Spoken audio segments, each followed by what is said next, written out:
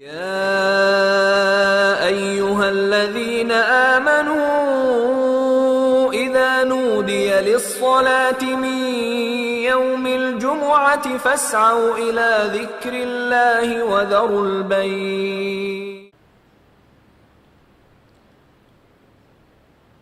إن الحمد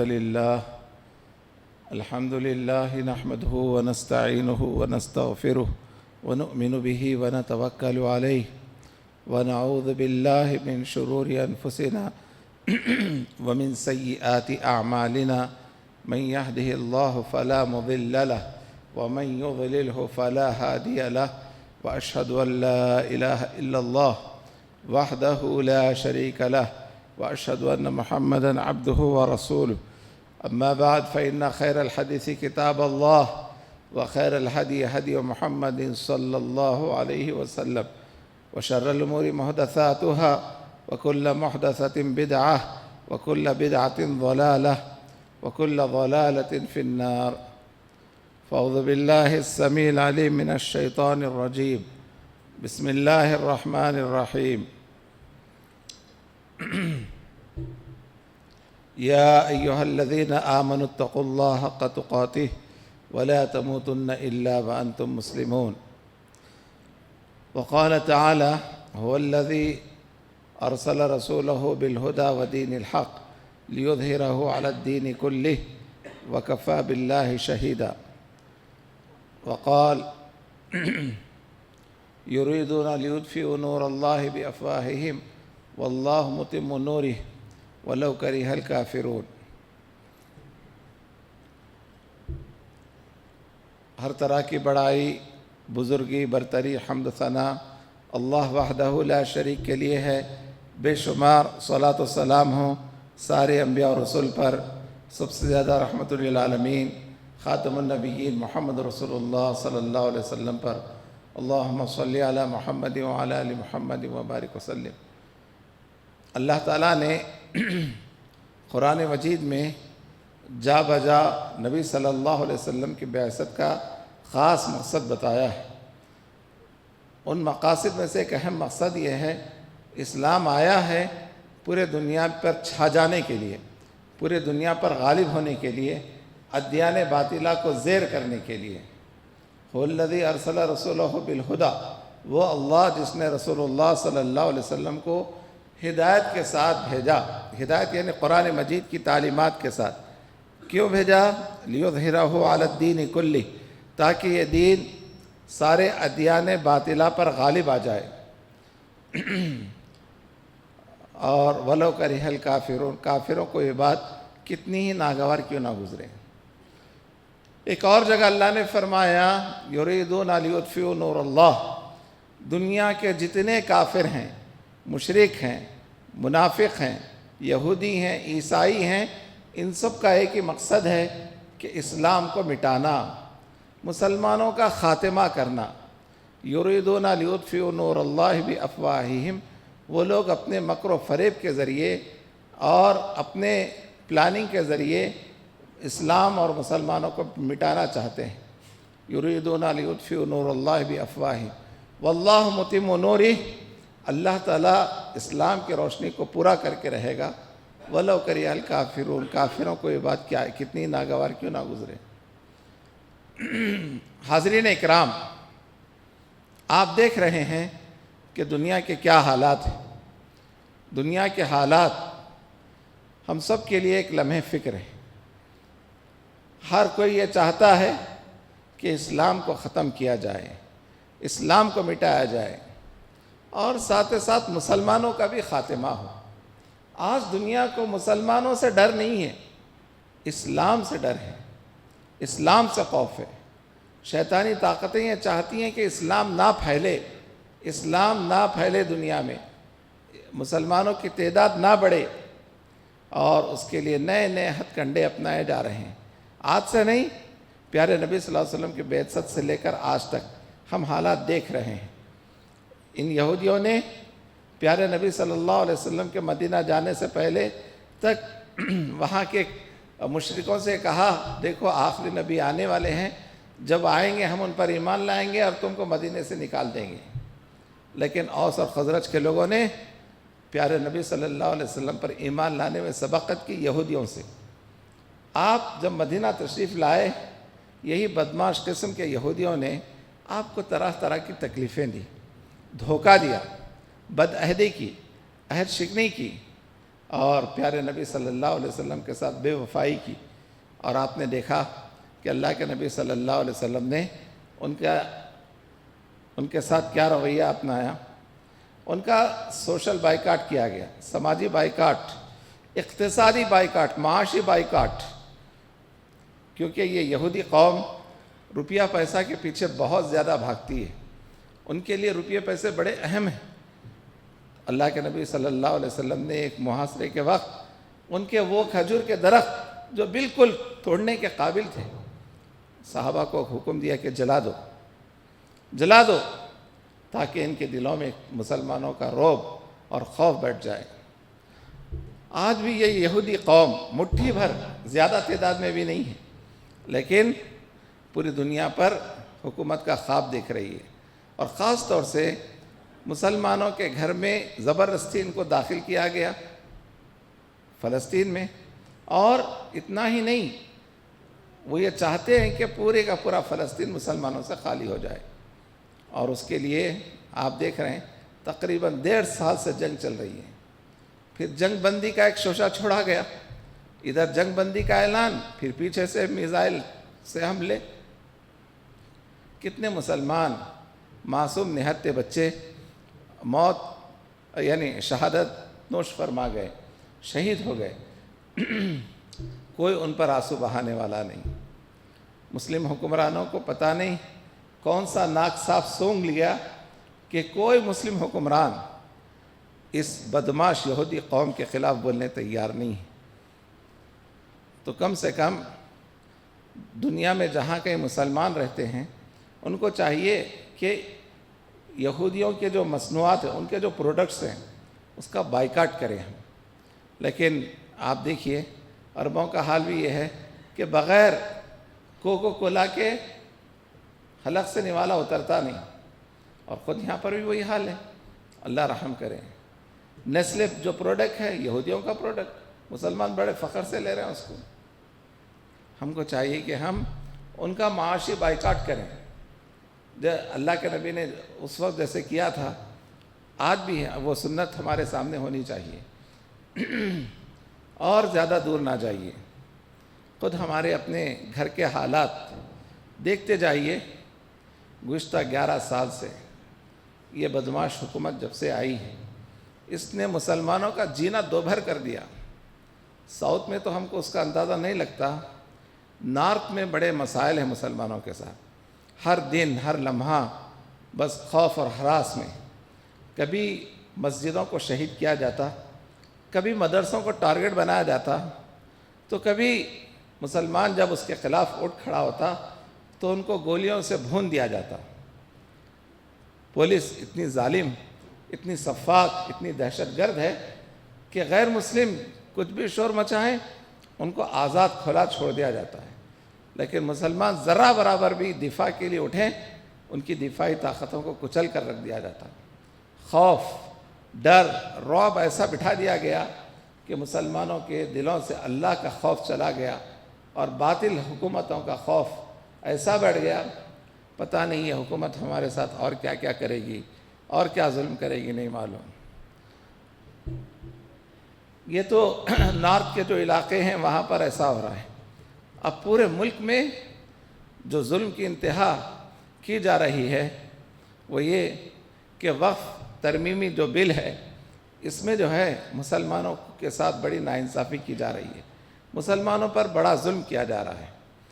وقف حدیث میں باضابطہ اس کا تذکرہ ہے، کوئی شخص اپنی زندگی میں کوئی چیز، کوئی پراپرٹی کو جو ہے وقف کر دے، راہ للہ دے دے، نہ اس کو کوئی خرید سکتا نہ بیچ سکتا، قیامت تک کے لیے وہ اللہ ہی کی ملکیت ہے۔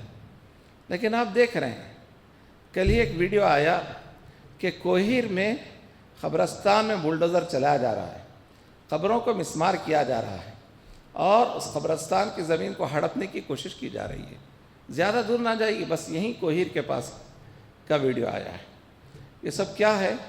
مسلمانوں پر ایک طرح کا خوف، ایک طرح کا رعب اور ایک طرح کا مسلمانوں کو پریشان کرنے کی سازشیں کی جا رہی ہیں۔ یاد رکھیے، اس ملک میں ہمارے آبا و اجداد نے ایک دن نہیں، 2 دن نہیں، پورے 1000 سال حکومت کیا۔ 1000 سال معمولی بات نہیں ہے، بہت بڑی بات ہے، لیکن ہماری تاریخ کو پورا تبدیل کر دیا جا رہا ہے۔ جو اچھے حکمران رہے ان کو ظالم کہا جا رہا ہے، اور ان کا نام لینا بہت بڑا جرم کہا جا رہا ہے۔ اورنگزیب رحمۃ اللہ علیہ کے بارے میں آتا ہے کہ اس شخص نے کبھی حکومت کے خزانے سے کوئی روپیہ پیسہ نہیں لیا، بس وہ ٹوپیاں سی کر اپنی زندگی کا گزر بسر کیا کرتا تھا۔ 50 سال حکومت کیا اس نے، لیکن آج اورنگزیب کے ساتھ ناروا سلوک کیا جا رہا ہے، حتیٰ کہ یہ تک کہا جا رہا ہے کہ اورنگزیب کو اس کی قبر سے نکال کر کہیں اور ڈال دیا جائے۔ کیا ظلم ہے، کیا مسلمانوں کے ساتھ جو ہے یعنی افسوسناک پہلو ہیں۔ مجھے وہ حدیث یاد آتی ہے کہ نبی کریم صلی اللہ علیہ وسلم نے فرمایا، لوگو ایک وقت آئے گا کہ باطل قومیں تم پر ایسے ٹوٹ پڑیں گی جیسا ایک بھوکا دسترخوان پر ٹوٹ پڑتا ہے۔ بھوکا آدمی ہو اور اس کے سامنے کھانے پینے کی چیزیں رکھ دی جائے تو ٹوٹ پڑے گا اس کھانے پر۔ صحابہ کرام نے جب اس حدیث کو سنا تعجب سے پوچھے، انحن فی قلۃ یا رسول اللہ، اے اللہ کے رسول، کیا ہم تعداد میں کم ہوں گے؟ اللہ کے رسول نے فرمایا، نہیں، انتم غثاء، ان کا غثاء السیل، تم لوگ سمندر کے جھاگ کے برابر ہوں گے۔ سمندر کا کف، اس کا کوئی اندازہ لگا سکتے کتنا زیادہ ہوتا ہے؟ اس کی لہروں کے ساتھ اس کا کف دیکھتے جائیے آپ۔ پھر صحابہ نے پوچھا، آخر اتنی بڑی تعداد ہونے کے باوجود کیوں مسلمانوں کا ایسا حال ہوگا؟ صحابہ بھی تشویش میں تھے۔ آپ صلی اللہ علیہ وسلم نے فرمایا، تم میں وہن داخل ہو جائے گا۔ مل وہن یا رسول اللہ، اے اللہ کے رسول، یہ وہن کیا ہے؟ آپ صلی اللہ علیہ وسلم نے فرمایا، حب الدنیا و کراہیت الموت، دنیا سے حد درجے محبت اور موت سے نفرت۔ موت سے نفرت۔ اللہ سبحانہ و تعالیٰ نے مجھے اور آپ کو جو رمضان کا مہینہ عطا کیا تھا، عید کی تیاری کے لیے نہیں، موت کی تیاری کے لیے، حصول جنت کے لیے، جنت حاصل کرنے کے لیے۔ لیکن ہم نے یہ سمجھ رکھا رمضان ملا ہے جشن عید کے لیے، عید کی تیاری کے لیے نہیں۔ یاد رکھیے، رمضان کے بعد بھی ہمارا عمل رمضان میں جیسے رہا، رمضان کے بعد بھی وسیع ہونا چاہیے۔ یعنی تہجد کا اہتمام ہو، صدقہ اور خیرات ہو، اللہ کا ذکر، اٹھے بیٹھے چلتے پھرتے ہر وقت اللہ کا ذکر ہو، تبھی صحیح معنی میں رمضان سے ہم نے بھرپور فائدہ اٹھایا ہے۔ لیکن حالت یہ ہے کہ وہ حدیث کے مطابق دنیا کی محبت ایسے رچ بس گئی، ہم میں سے ہر کوئی شخص یہ چاہتا ہے کہ میں جیسا، میرا پڑوسی جیسا ہے، یعنی اس کا جو مالی اسٹیٹس جو ہے اسی طرح سے میرا بھی ویسی ہو، میرا بھی ویسی ہو۔ پیسہ نہیں ہے، میں بینک سے لون لوں گا تاکہ اپنی پوزیشن بڑھاؤں۔ آج حال مسلمانوں کا یہ ہو گیا ہے۔ یاد رکھیے، ہم کو چاہیے کہ ہم دین پر پوری طرح سے عمل کریں اور صدق دل سے عمل کریں۔ رمضان میں بھی جیسے ہم نے عمل کیا ہے، رمضان کے بعد بھی وہی عمل ہو۔ رمضان میں کوئی لڑنے آئے تو ہم نے کیا کہا؟ انی صائم، میں روزدار ہوں بھائی، گالی گلوچ نہیں دیتا اور لڑائی جھگڑا نہیں کرتا۔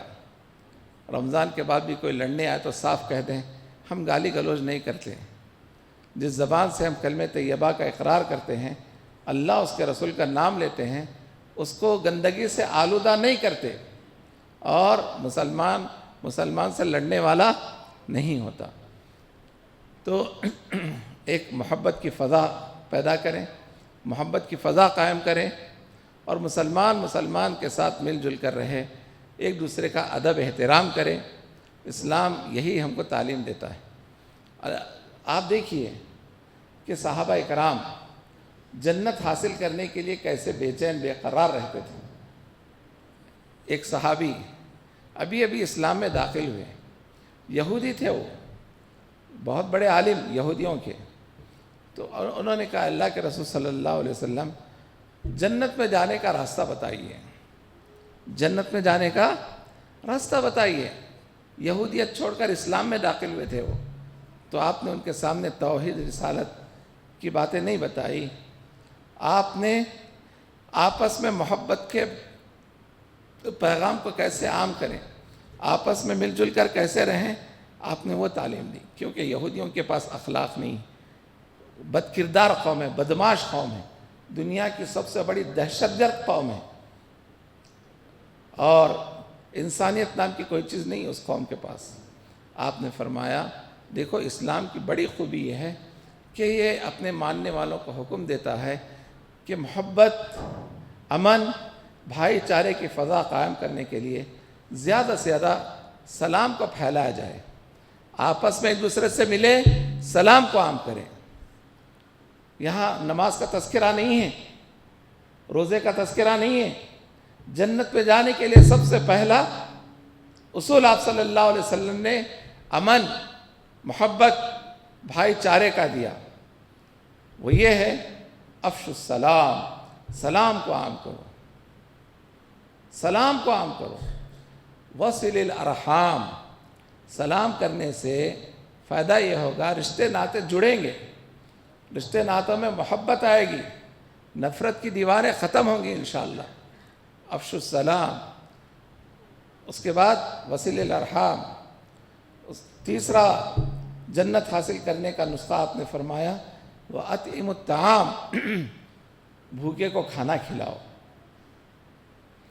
اور چوتھا آپ نے جنت میں جانے کا ایک اور طریقہ بتایا وَصَلُّوا بِاللَّيْلِ وَالنَّاسُ نِيَامٌ، رات کی تنہائی میں اٹھ کر اپنے رب کو منانے کی کوشش کرو، اپنے گناہوں پر ندامت کے آنسو بہاؤ، اور اپنے رب سے بے تحاشا جو مانگنا ہے مانگو، تدخل الجنت بسلام، اے عبداللہ بن سلام تم سلامتی والی جنت میں داخل ہوں گے۔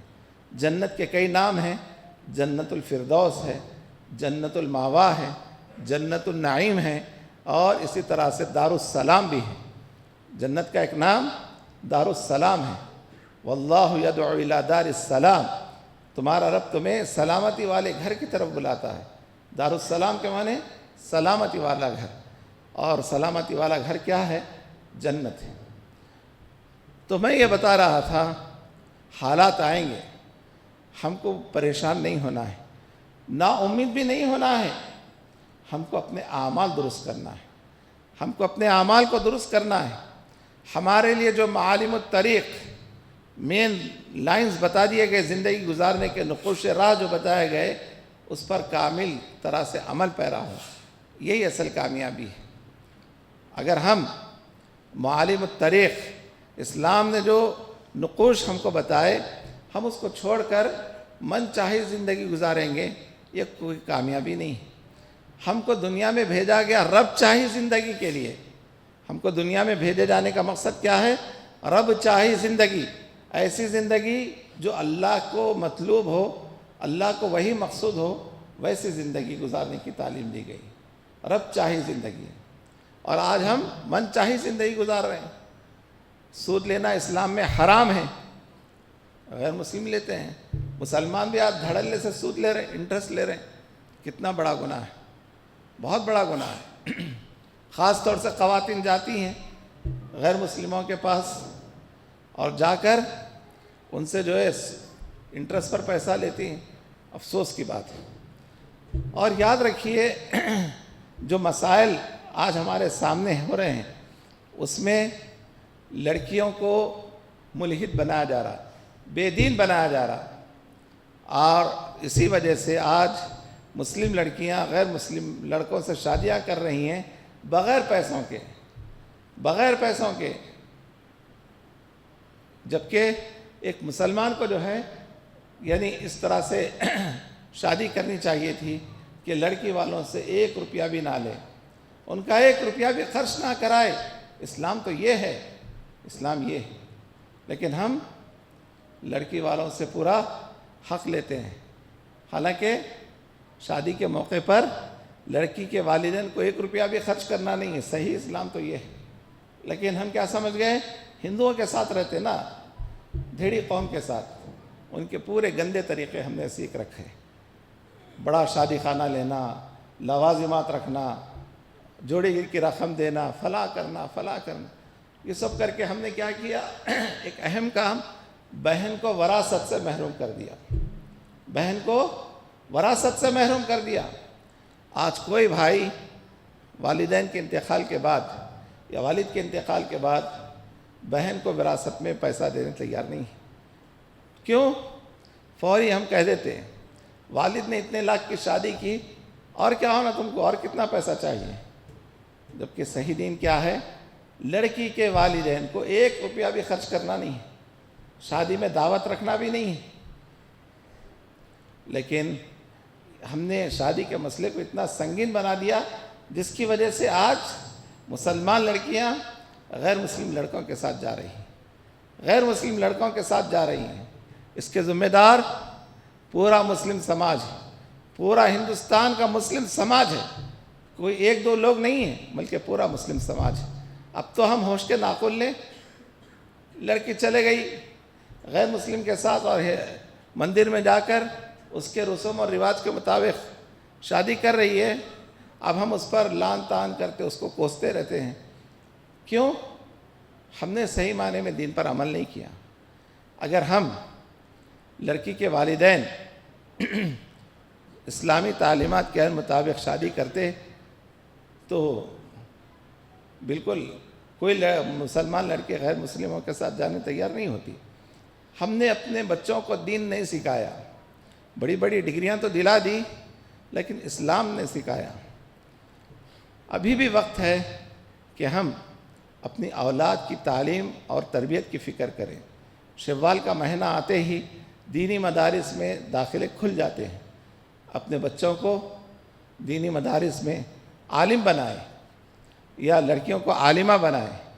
ہم فوری ہمارا ذہن چلے آتا، عالم بن گئے تو کیا کماتے، کیا کھاتے؟ اللہ کھلانے والا ہے، اللہ کھلانے والا ہے. اللہ بھوکا نہیں رکھتا بھائی. اللہ کے رزاق پر ایمان رکھیے. نہیں انجینئر صاحب کی تنخواہ کیا رہتی معلوم، ڈاکٹر کی تنخواہ کیا رہتی، ایک عالم کا کیا رہتا ہے. ہم نے عالم کے ساتھ جو ہے بدسلوکی کی، جس کی وجہ سے عالم کو حقارت کی نگاہ سے دیکھتے ہیں. جو لوگ علم دین کو حقارت کی نگاہ سے دیکھتے ہیں وہ دنیا کے حقیر اور معمولی لوگ ہیں. یاد رکھیے علم دین کہ بڑی خیر و برکت ہے. یہ باطل حکومتیں چاہتی ہیں کہ دینی مدارس کا صفایا ہو جائے، دینی مدارس کا خاتمہ ہو جائے. آج یو پی میں کئی مدارس پر بلڈوزر چلائے گئے. یہ ہم سب کے لیے سوچنے کی بات ہے، ہم سب کے لیے سوچنے کی بات ہے. اگر ہم اپنے بچوں کو عالم نہیں بنائیں گے، حافظ قرآن نہیں بنائیں گے تو کون بنائے گا؟ کون بنائے گا؟ تو آج سب سے بڑی ضرورت یہ ہے کہ ہم اپنے بچوں کی تعلیم اور تربیت کی خاص فکر کریں. اور بچوں کی تعلیم اور تربیت کی فکر کریں گے تو یہی بچے انشاءاللہ آگے چل کر مبلغ اسلام، داعی اسلام بنیں گے انشاءاللہ. اور اسلام پھیلے گا ان کی محنتوں سے انشاءاللہ. اجر ملے گا والدین کو بھی، جہاں ان بچوں کو اجر ملے گا والدین کو بھی اجر ملے گا. تو اسلام کا عین مقصد کیا ہے؟ پوری دنیا پر چھا جائے، پوری دنیا پر چھا جائے، پوری دنیا پر غالب آ جائے. اور مسلمان کا بھی مقصد کیا ہے؟ کہ یہ پوری دنیا پر غالب آ جائیں. یہ دنیا والوں سے نہ ڈریں بلکہ دنیا والوں کو ڈرائیں اللہ کے عذاب سے، خبر کے عذاب سے. اور یہ کب ہوگا؟ جبکہ ہمارے پاس علم دین رہے گا، تب ہوگا انشاءاللہ. نہیں تو ہمارا حال بھی بالکل غیر مسلموں کی طرح ہو جائے گا. بے دینی، الحاد، کفر. آج ہمارے سامنے کفریہ کتنے کام ہو رہے ہیں، لیکن کوئی بھی ٹس سے مس ہونے تیار نہیں ہے. جبکہ اللہ کے رسول صلی اللہ علیہ وسلم نے کیا فرمایا؟ من رأى منکم منکرا، تم میں کوئی بھی منکر کو دیکھے خاموش نہ بیٹھے، بیٹا اگر غلطی کر رہا، بیٹی اگر غلطی کر رہے، یہ ہاتھ پکڑ لینا یہ تمہارے لیے مناسب نہیں، یہ اسلام نہیں سکھاتا کہ تم ایسے کام کرو۔ فَلْيُغَيِّرْهُ بِيَدِهِ، ہاتھ سے روکیں۔ ہاتھ سے روکنے کی طاقت نہیں ہے برائی کو تو کم سے کم زبان سے روکیں، اور زبان سے روکنے کی بھی طاقت نہیں ہے، اور اتنے کمزور ہے، لاچار ہے، مجبور ہے، اتنے ڈرپوک ہیں، تو کم سے کم اس برائی کو دیکھ کر دل میں برا سمجھیں۔ وَذَلِكَ أَضْعَفُ الْإِيمَانِ، دل میں برائی کو دیکھ کر دل میں برا نہ سمجھنا گویا اس کے دل میں ایمان نہیں ہے۔ کم سے کم برائی کو دیکھ کر دل میں برا سمجھنا یہ ایمان کا آخری درجہ ہے، لاسٹ سٹیپ ہے۔ اگر ہمارے سامنے ناچ گانا ہو رہا ہے اور ہم خاموش ہیں اور ذرہ برابر اس کو برا نہیں سمجھ رہے تو سمجھ جو ایمان نہیں ہے ہمارے پاس، ایمان نہیں ہے۔ کوئی گالی دیا ہم اس کو روکیں، اور اگر ہم روکے بھی نہیں اور اس کو دل میں برا بھی نہیں سمجھے تو یہ سمجھ جائیے ہمارے دل میں ایمان نہیں۔ تو ہم کو اپنے ایمان کی حفاظت کرنا ہے، اپنے اخلاق اور کردار کی حفاظت کرنا ہے۔ آج کئی سلیم الفطرت غیر مسلم بھی یہ چاہتے ہیں کہ مسلمانوں پر بڑا ظلم ہو رہا ہے دنیا میں، ہندوستان میں بھی بڑا ظلم ہو رہا ہے، مسلمانوں کو امن دیا جائے، مسلمانوں کے ساتھ انصاف کیا جائے۔ غیر مسلم سلیم الفطرت انسان ٹھہر رہے ہیں۔ ہم کو چاہیے کہ ایسے لوگوں کو اسلام بتائیں، اسلام سکھائیں، اور اسلام کا امن والا پیغام ان کے سامنے بتائیں۔ آج کئی عیسائی لوگ فلسطینی مسلمانوں کے جذبہ شہادت کو دیکھ کر اسلام میں داخل ہو رہے ہیں۔ کبھی ہم نے سوچا ان معصوم نہتے بچوں کا کیا قصور ہے؟ لیکن دنیا کا سب سے بڑا دہشت گرد اسرائیل ان پر بمباری کر رہا ہے۔ اللہ تعالیٰ ہر ایک کو ڈھیل دیتے ہیں۔ جب اللہ پکڑنے پر ہیں دنیا کی کوئی طاقت چھڑا نہیں سکتی، دنیا کی کوئی طاقت چھڑا نہیں سکتی۔ آپ نے دیکھا ایک سپر پاور ملک جلتا رہا، 1 ہفتہ 10 دن مستقل جلتا رہا، لیکن کیا وہ اپنے آپ کو بچا سکا اللہ کے عذاب سے؟ نہیں بچا سکا۔ ان بطش ربک لشدید، بے شک تیرے رب کی پکڑ بڑی سخت ہے۔ یہ ہمارے لیے جو مسائل آ رہے ہیں یہ 2 طرح کے ہو سکتے ہیں، ہماری اپنی بدعمالیوں کی وجہ سے یا بطور امتحان۔ بطور امتحان ایک حدیث میں آتا ہے اللہ کے نبی صلی اللہ علیہ وسلم نے فرمایا امام مہدی کے ساتھ ایک لشکر رہے گا جس میں مسلمانوں کی تعداد صرف 12,000 رہے گی۔ اللہ تعالیٰ جن کے دل میں ایمان کمزور ہے ان کو چھاڑ دیں گے، مضبوط ایمان والوں کو امام مہدی کے ساتھ رکھ دیں گے، اور وہ حق کو پھیلانے کے لیے کمر بستہ ہوگا۔ تو اندازہ لگائیے ہمارے ایمان کا کیا حال ہے۔ ہم اپنے ایمان میں تازگی لانے کے لیے ایمان کی تجدید کرتے رہیں، نماز کی پابندی کریں، رمضانی مسلمان نہ بنے، ربانی مسلمان بنے۔ رمضانی مسلمان کی کوئی اہمیت نہیں ہے، ربانی مسلمان کی اہمیت ہے، رب سے محبت کرنے والے کی اہمیت ہے۔ خالی رمضان کے لیے ہم نے عبادت کی، ہم کوئی سیزنی مسلمان نہیں ہیں، بلکہ اللہ نے فرمایا وَلَا تَمُوتُنَّ إِلَّا وَأَنْتُمْ مُسْلِمُونَ، خاتمہ ہو تو حالت اسلام پر ہو، حالت ایمان پر ہو۔ اللہ تعالیٰ سے دعا ہے کہ اللہ تعالیٰ جب تک کہ ہم کو اس دنیا میں رکھے، اسلام پر رکھے، ایمان پر رکھے، خاتمہ ہو اسلام پر ہو، ایمان پر ہو، اس حال میں کہ اللہ ہم سے راضی ہو اور ہم اللہ سے راضی ہوں، یہی سب سے بڑی کامیابی ہے۔ بارک اللہ لنا ولکم فی القرآن العظیم ونفعنی وإیاکم بالآیات والذکر الحکیم انہ تعالی جواد کریم ملک بر رؤوف رحیم رب الحلیم۔